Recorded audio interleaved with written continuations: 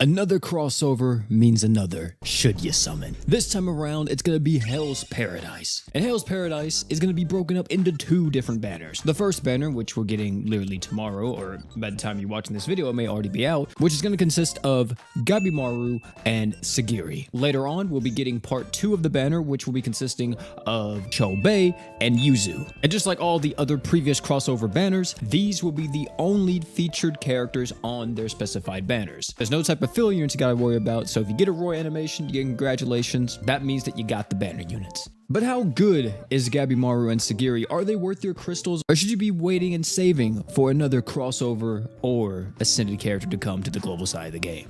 Well, let me tell you all about these characters right now. Gabimaru is the MC of Hell's Paradise, and since he's the MC, they had to give him a lot of raw damage potential. This man is all about the DPS, but he has some supporting capabilities in the kit too. As you see with the kit here, he has a skill that's pretty self-sufficient in terms of the art and department. He has an art that's able to burn the enemy. The true art's able to give everybody crit rate while also buffing up all fire allies damage by 150%, and with the super art, you're able to have super crits, and you also buff up your crit rate again if you didn't already have the 100% crit rate, and you're able to deal just massive damage with this thing. As you see, the multiplier on this bad boy is 180,000. He has a passive which is known as the Hollow. This gives him even more super crit if he's above 90% HP. And as for his other two passives, he has evasion and then he has poison resist, which is okay. Overall, Gabimaru is more so just a damage dealing type of character. He's very nuking oriented if you want to take him down that route. He's also a pretty good just regular attacker if you need to use him as a crit buffer, or even like as a damage buffer if you're using him alongside other fire units. Maybe you want to use Gabimaru alongside Sword Demon Berwick that comes out in a few months. And those two will be, a very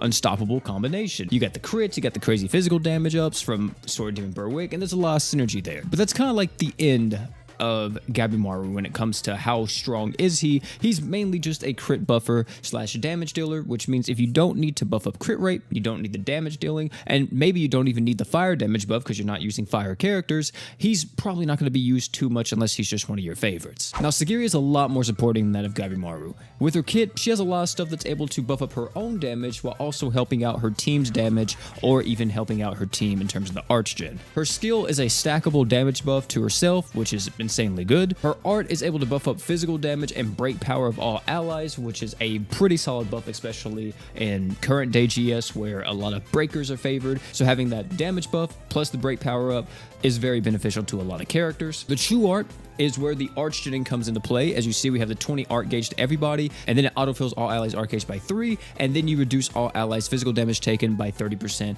for 30 seconds. Very strong true art here. Arch gen plus a damage mitigation buff, extremely potent, really good in tons of different compositions, and she's instantly going to be adding value to your team due to the physical res and the arch genning for your team. And finally, we have the super art, which the super art is just a massive multiplier on top of also reduce the enemy's earth resist by 120%. A lot of people are saying this is going to be War God Finn's best friend, because a massive earth resist down on a super art, pop off of War God Finn's super art, maybe you even have Irish True Weapon on them, and you're using other characters like Haruto or whoever else to buff up his damage even more.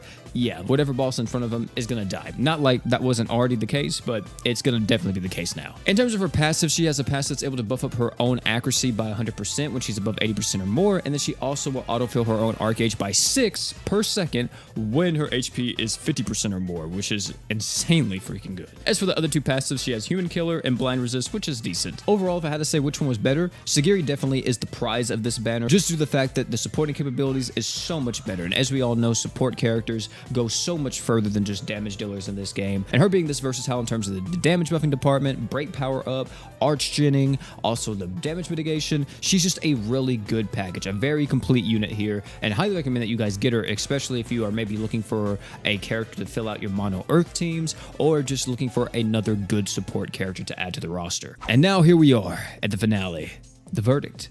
Should you summon on this banner or should you not? If you're new to the game, or if you're old, I would recommend everyone at least do a multi-summon on it. It's a brand new crossover. If you wind up getting lucky, you get one of the characters instantaneously. But should you go any deeper, I personally do not believe either one of these characters are necessarily pity-worthy, which is kind of unfortunate because I really love Gabimaru's design and how he is, but he's just not, that meta. Same thing with Sagiri. She is a lot better in terms of, supporting and just as a character in general, but I wouldn't say she's extremely meta. She's very, very strong, but she's not like one of the best units in the game, which is kind of like the unfortunate case for this entire crossover. Everybody from this crossover is going to be really good, but no one is necessarily like outstanding, except maybe in like very specific situations. But no one is necessarily like top of the line SS tier like how Mania or some of the other fake characters were from that crossover. So yeah, for everybody, do your multi, see what happens. If you get lucky, congrats. If you want to go deeper, maybe you're a fan of Hell's Paradise, and hey, you do you. That's what's going to make you happy. Don't let me tell you how to play the game. You play it how you want to. As for myself, I'm going to be summoning on this banner tomorrow. Join me trying to pick up Gabimaru and Sagiri because I just want both these characters. I think they're dope. Really want Sagiri the most though, but we'll have to see what happens. If you guys are going to be summoning on this banner tomorrow, I wish all you guys the best of luck. Hopefully you get lucky, man. Also, if you enjoyed this video, I highly recommend check out either one of the videos popping on the screen right now. Great content, guarantee you love them. Oh, and one more thing before you leave. Don't forget to drink water.